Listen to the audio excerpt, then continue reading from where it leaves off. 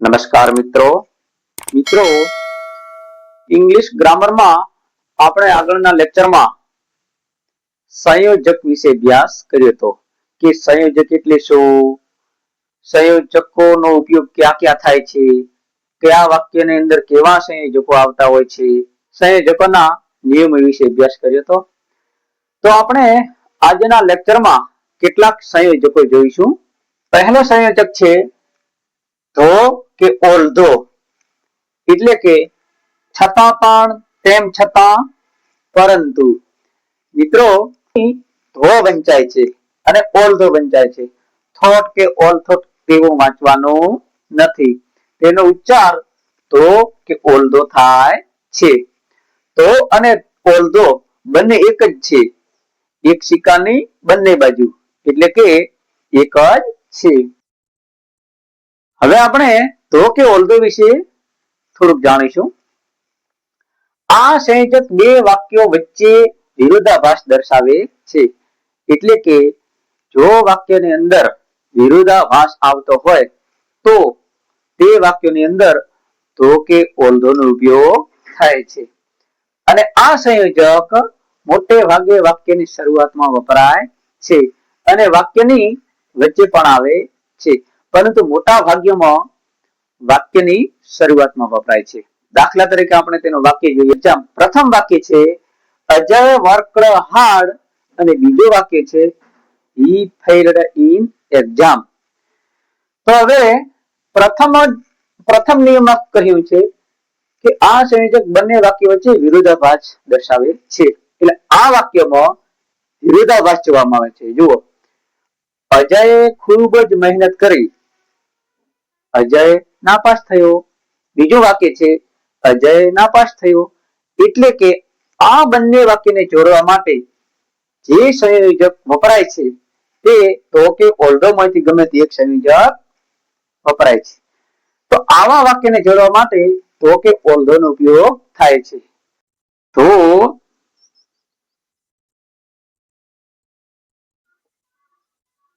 Ajay worked hard he failed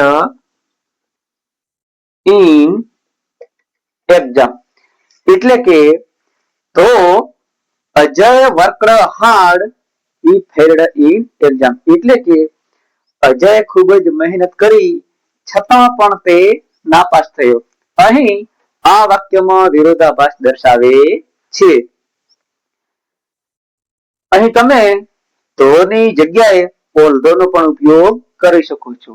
ધો અને ઓલ્ધો એ બંને એક જ છે, બંનેનો એક જ અર્થ થાય છે. સાદી ભાષામાં આપણે કહીએ તો એક સિક્કાની બે બાજુ છે.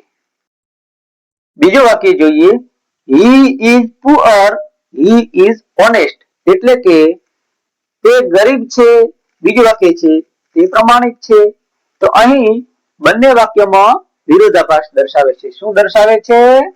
વિરોધાભાસ દર્શાવે છે. તે ગરીબ છે છતાં પણ તે પ્રામાણિક છે. તો તેનું ગુજરાતીમાં વાક્ય આવી રીતે બનશે કે તે ગરીબ છે છતાં પણ તે પ્રામાણિક છે. હવે આપણે તેનું ઇંગ્લિશમાં વાક્ય બનાવીએ તો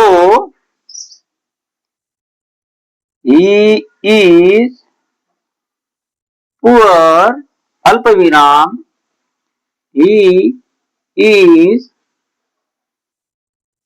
honest. એટલે કે તે ગરીબ છે છતાં પણ તે પ્રામાણિક છે.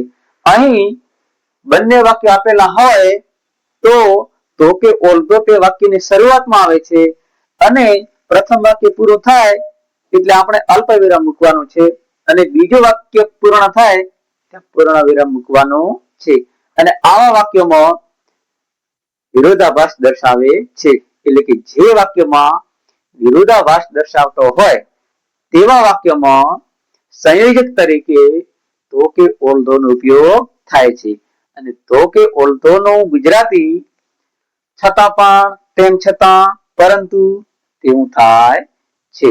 તો આવા બીજા ઘણા બધા વાક્ય છે, જેવી રીતે કે મને ચા ભાવતી નથી છતાં પણ હું પીશ. વરસાદ પડી રહ્યો છે છતાં પણ અમે રમવાનું ચાલુ રાખીશું. મને લાલ કપડાં પહેરવા ગમતા નથી છતાં પણ હું ખરીદીશ. આવા વાક્ય જ્યારે આવે ત્યારે તે વાક્યની અંદર સંયોજક તરીકે ધો કે ઓલ્ધો નો ઉપયોગ થાય છે. તો મિત્રો બીજા સંયોજકો આપણે આવતા લેક્ચરમાં ભણીશું. જો મિત્રો તમને મારો વિડીયો ગમ્યો હોય તો લાઈક કરો, શેર કરો અને સબસ્ક્રાઇબ કરો અને કોમેન્ટ બોક્સમાં અમને જણાવો, જેથી ઇંગ્લિશ ગ્રામર વિશેના આવા રોજબરોજ વિડીયો તમને મળતા રહે. આભાર.